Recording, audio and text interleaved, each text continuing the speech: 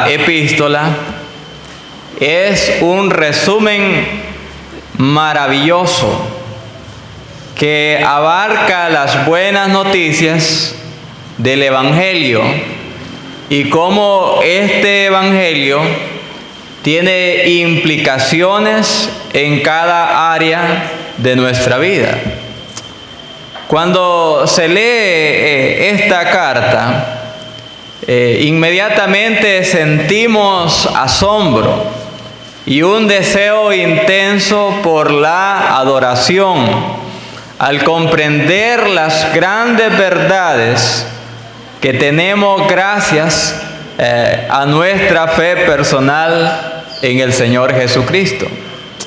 Esta epístola, hermanos, era la favorita de Juan Calvino, y algunos escritores de renombre se han referido a ella de diferentes maneras.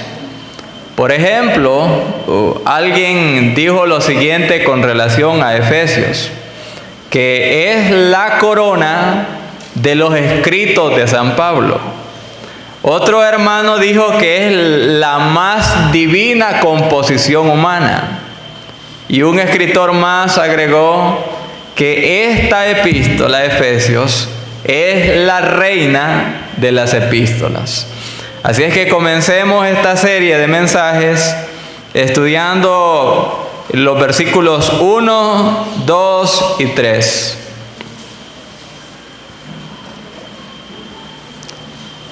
Efesios capítulo 1, versículo 1, 2 y 3. Mire lo que Dios dice en su palabra.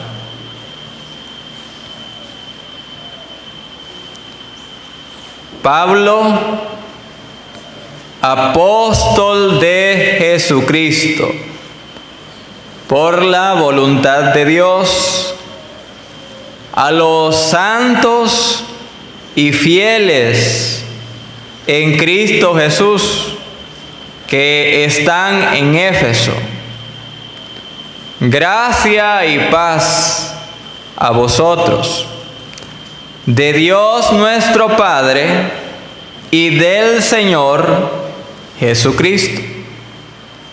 Bendito sea el Dios y Padre de nuestro Señor Jesucristo, que nos bendijo con toda bendición espiritual en los lugares celestiales en Cristo. Hasta allí vamos a leer en esta mañana. El tema se titula Bendecidos en Cristo.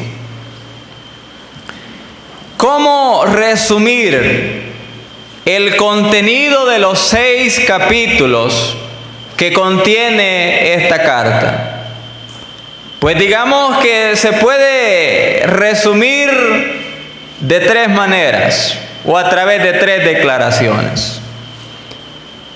Del capítulo 1 hasta el capítulo 2 y versículo 10, el apóstol Pablo nos habla de la nueva vida que Dios nos ha dado en Cristo. Del capítulo 2, versículo 11, hasta el capítulo 3, versículo 21, Pablo desarrolla la existencia de una nueva sociedad creada por medio de Cristo, es decir, la iglesia. Y del capítulo 4, versículo 1 hasta el final de la carta, el apóstol Pablo nos habla de los nuevos valores que Dios espera de su nueva sociedad, es decir, la iglesia. Entonces allí tenemos un resumen de la carta. Esta carta nos habla de la nueva vida que tenemos en Cristo, de la nueva creación obrada por medio de Cristo, la iglesia, y de los valores que deben ser parte de la práctica diaria de los creyentes de la iglesia del Señor. Ahora, hermanos, Al iniciar esta carta, nosotros debemos tomar en cuenta tres aspectos que nos presenta la introducción, es decir, el versículo 1 y el versículo número 2. En primer lugar, se nos habla de quién es su autor. Y ahí está claro quién es el autor de esta carta. Ahí dice la Escritura: Pablo, apóstol de Jesucristo por la voluntad de Dios. Ahí está una declaración de quién es el autor. También nos hallamos en esta introducción los destinatarios de la carta. Hermanos, allí dice que esta carta fue dirigida a los santos y fieles en Cristo Jesús que están en Éfeso. Es decir, fue dirigida a creyentes que se encontraban en la capital de la provincia romana de Asia Menor, la ciudad de Éfeso, donde también se encontraba el gran templo de la diosa Diana, quien era reverenciada en toda aquella zona. Pero allí, en medio del ambiente de paganismo, existía un grupo de creyentes en el Señor, y a ellos el apóstol Pablo les dirige este escrito. Ahora, como es normal de toda carta paulina, hay una bendición dirigida a sus destinatarios, y está en el versículo número 2. Pablo dice: gracia y paz a vosotros, de Dios nuestro Padre y del Señor Jesucristo. Entonces ahí Pablo expresa su deseo para con los creyentes, de que reciban gracia y que reciban paz, la cual proviene del Padre y la cual proviene del Hijo, nuestro Señor Jesucristo. Ahora, hermanos, pensemos en lo siguiente. Quiero que fijen su mirada del versículo número 3 al versículo número 14. Estamos en aspectos introductorios de esta carta. Tenemos que tener un panorama, una estructura del texto que vamos a estudiar. Si ustedes se fijan, ahí tenemos 12 versículos. 12 versículos del versículo 3 al versículo 14. Y en el idioma griego, estos 12 versículos son una sola oración. No hay punto y aparte. Es una continuación de ideas que el apóstol Pablo va desarrollando una tras otra cuando él reflexiona sobre las riquezas espirituales que los creyentes tenemos en Cristo. Ahora notemos lo siguiente, que cuando se hablan de estos versículos, algunos comentaristas han buscado metáforas para describir de forma vívida lo que aquí está escrito. Por ejemplo, un escritor dijo: entramos a esta epístola a través de una puerta magnífica. Otro escritor, al referirse a estos versículos, dijo: es una cadena de oro compuesta por muchos eslabones. Y un tercer escritor dijo lo siguiente: él lo asemejó, hermanos, a una bola de nieve que avanza rodando por una pendiente, creciendo en volumen a medida que desciende. Entonces aquí encontramos, hermanos, un pasaje rico en doctrina que tiene que ver mucho con usted, que tiene que ver mucho conmigo y que tiene que dirigir también su mensaje y enseñanza a aquel que no conoce a Cristo. ¿Qué nos presenta el versículo 3? Bueno, ahí está la enseñanza. El versículo 3 nos enseña que nosotros los creyentes somos y estamos bendecidos en Cristo. Notemos entonces tres aspectos relevantes acerca de esta bendición que gozamos. Número 1, Pablo nos enseña cuál es la fuente de nuestra bendición. Versículo número 3.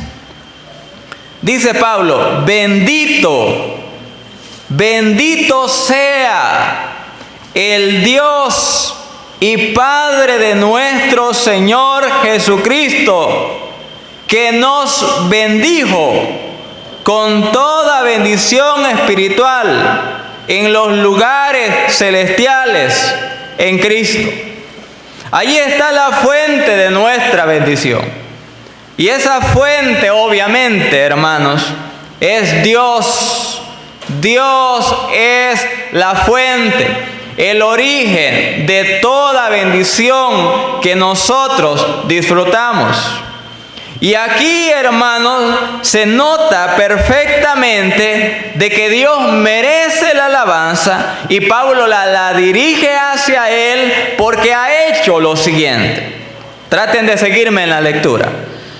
En el versículo 3, noten lo siguiente. Pablo dice acerca de Dios que Él nos ha bendecido. En el versículo número 4, que Dios nos ha escogido. En el versículo número 5, que Dios nos ha predestinado para ser adoptados hijos suyos. En el versículo 6, que Dios nos hizo aceptos en el amado. En el versículo 8, que Dios hizo sobreabundar con nosotros toda sabiduría e inteligencia espiritual. Y que más adelante en los versículos 9 dice de que Dios nos dio a conocer su voluntad y propósito. En el 11, que Dios hace todas las cosas conforme al designio de su voluntad. Entonces, en estos cortos versículos está saturada la enseñanza acerca de lo que Dios ha hecho a favor nuestro, mis hermanos.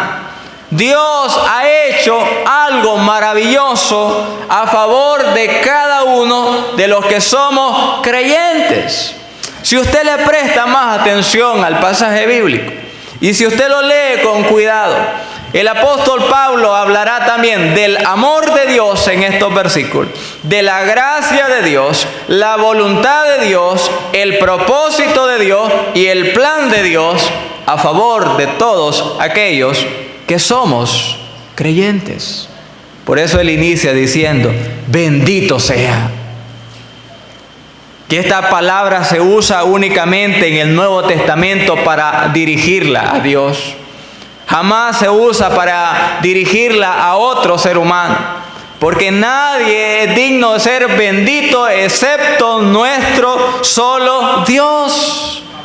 Porque Él ha derramado, hermanos, su amor, ha derramado su gracia, su favor sobre cada uno de nosotros, y ahora está llevando a cabo su plan eterno en nuestra vida. Ahora yo quiero que pensemos en esto. Que aquí se nos habla de que Dios es la fuente de toda bendición que disfrutamos. Ahora, los creyentes corremos el riesgo de olvidarnos que la fuente de toda bendición que tenemos es Dios. Busquen conmigo este pasaje bíblico. Deuteronomio, capítulo número 8, versículo del 11 al 14.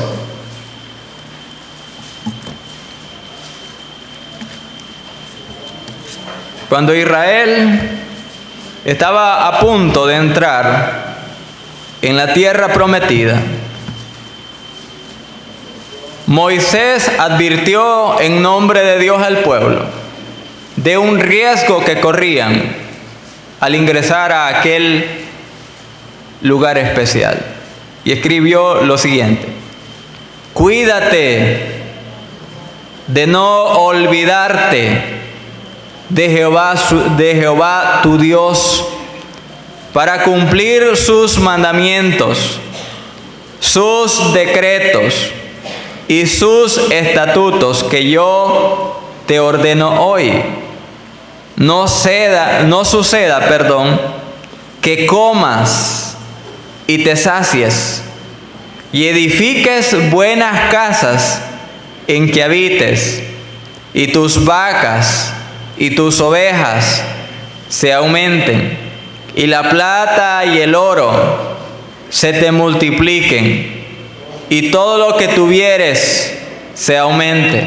Y miren, hermanos, y se enorgullezca tu corazón. ¿Y qué podía pasar?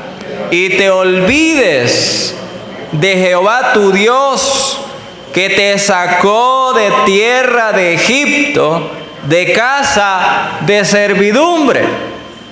Por eso el apóstol Pablo quiere recordarnos a nosotros que la fuente de toda bendición que usted disfruta, que yo disfruto, procede de Dios, porque Él solo es bendito, y tenemos que tener ese cuidado, ese discernimiento en nuestra vida. Hermanos, ¿cuántos de ustedes saben lo que dice el libro de Santiago, capítulo 1, versículo 17?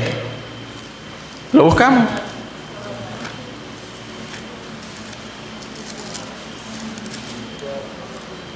¿Qué dice Santiago 1:17? Búsquelo usted. Dice la Biblia lo siguiente: toda buena dádiva y todo don perfecto desciende de lo alto, del Padre de las luces, en el cual no hay mudanza ni sombra de variación. ¿Tiene usted un vehículo? Dios se lo ha dado. ¿Tiene una casa bonita? Dios se la ha provisto. ¿Tiene un buen trabajo? El Señor se lo ha regalado. ¿Está bien vestido en esta mañana? Dios ha querido bendecirle. ¿Tiene una familia estable, una familia unida? Dios lo ha bendecido con eso. ¿Tiene una cuenta bancaria con varias cifras? Dios lo ha bendecido. No es su conocimiento, no es su inteligencia, no es su belleza, no es su capacidad. Es gracia de Dios sobre la vida suya, porque Él es la fuente de toda bendición. Regresemos a Efesios. En segundo lugar, el apóstol Pablo nos habla de la naturaleza de nuestra bendición. Ahora fíjense en el versículo. Dice el apóstol Pablo: bendito sea el Dios y Padre de nuestro Señor Jesucristo. ¿Qué hizo? Que nos bendijo. Pero ¿cuál es la naturaleza de la bendición que Dios nos ha dado? Nos bendijo con toda bendición. ¿De qué carácter es la bendición? De esa se está refiriendo Pablo. Pablo está hablando de aquello que es lo más valioso, lo espiritual. Ahora vamos a pensar en algunas cosas, hermanos. El apóstol Pablo enfatiza aquí que la bendición que hemos recibido es de carácter espiritual, no material. Y quizás Pablo trae a la mente la forma en la cual Dios en los días del Antiguo Testamento prometió bendecir a su pueblo Israel. Cuando usted lee, por ejemplo, Deuteronomio capítulo 28, las bendiciones allí contenidas para Israel, si permanecía en obediencia a Dios, eran de carácter material.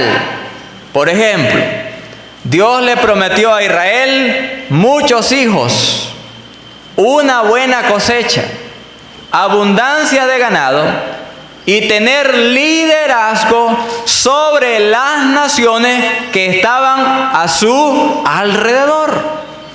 Entonces Pablo acá cambia el enfoque. Y acá dice Pablo que las bendiciones son de carácter espiritual. Pero pensemos en algo más, hermano, que la Biblia enseña. Jesús también prometió a sus seguidores algunas bendiciones de carácter material. Él les prohibió que se preocuparan, por ejemplo, por la comida, por la bebida y por el vestuario.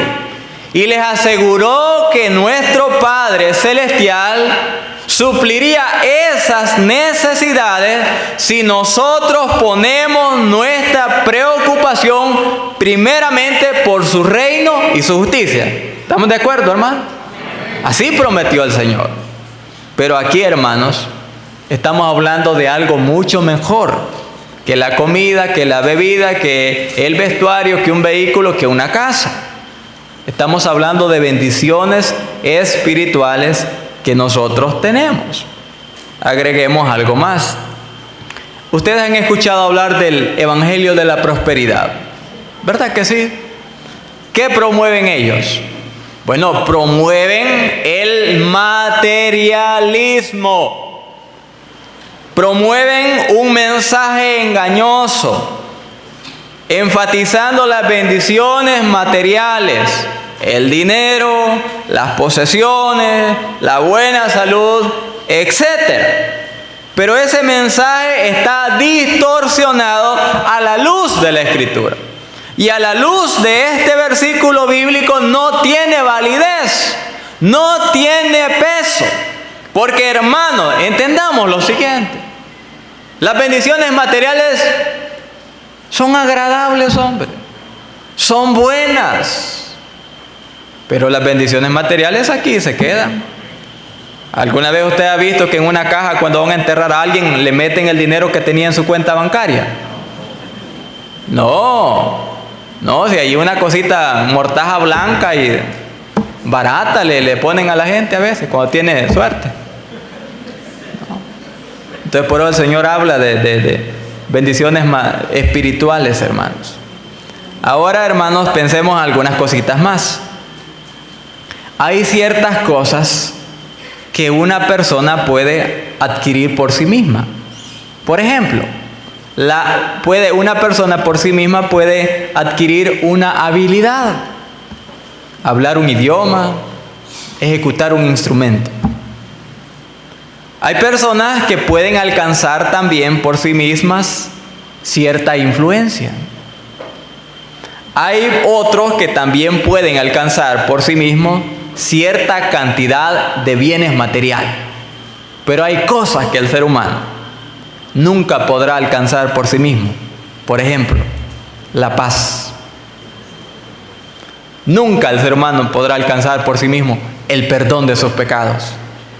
Nunca el ser humano podrá alcanzar por sí mismo la vida eterna, que son bendiciones materiales y el único que las puede dar es Dios, solo Dios. Yo quiero que agreguemos algunas cosas aquí, hermanos. ¿Cuáles son esas bendiciones espirituales que nosotros los creyentes tenemos? Versículo 5.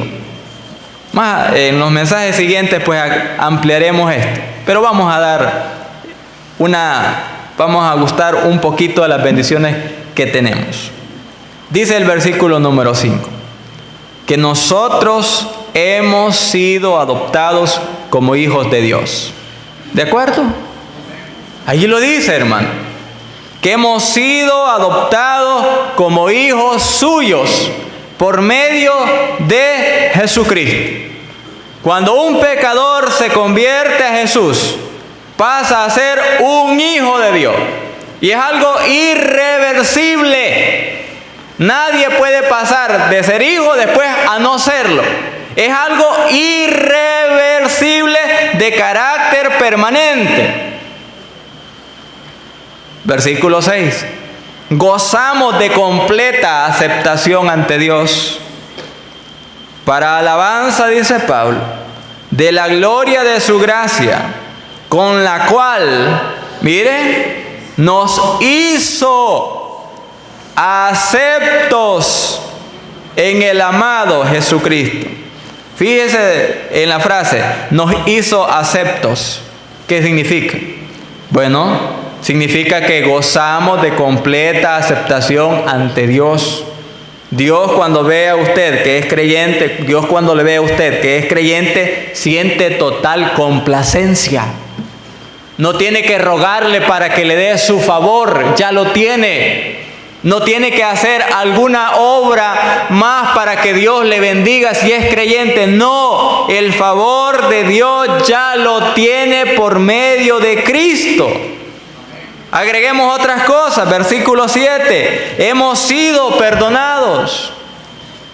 Agreguemos algo más. Versículo 13. Hemos sido sellados con el Espíritu Santo. Ponga su mirada en el capítulo 2. Hemos sido acercados a Dios.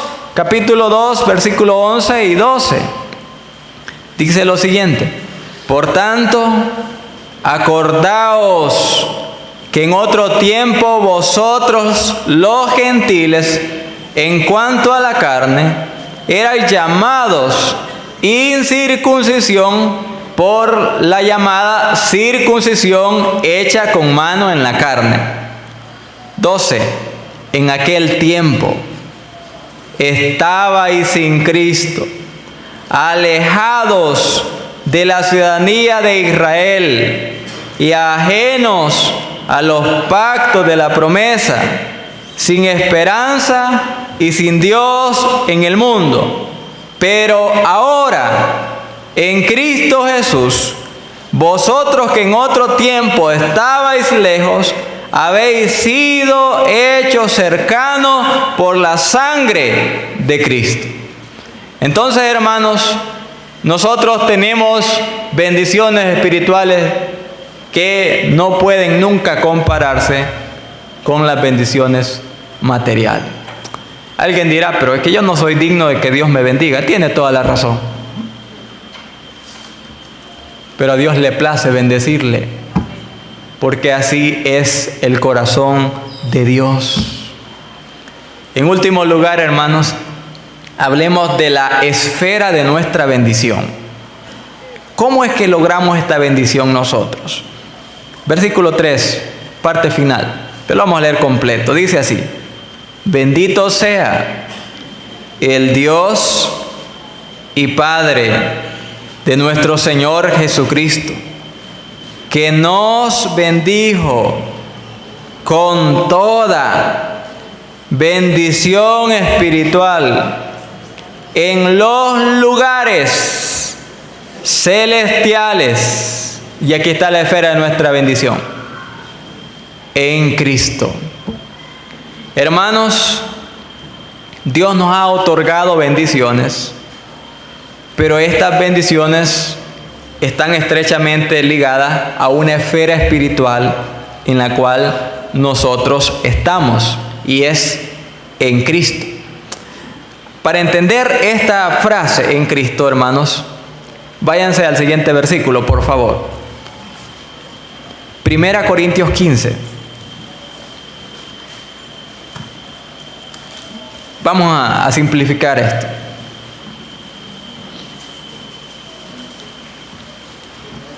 Primera Corintios 15, 22.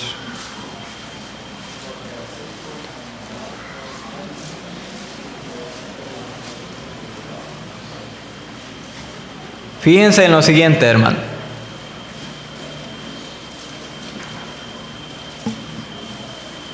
Primera Corintios 15, 22. Porque así como en Adán, ¿qué le sucede a todos los que están en Adán? Todos mueren.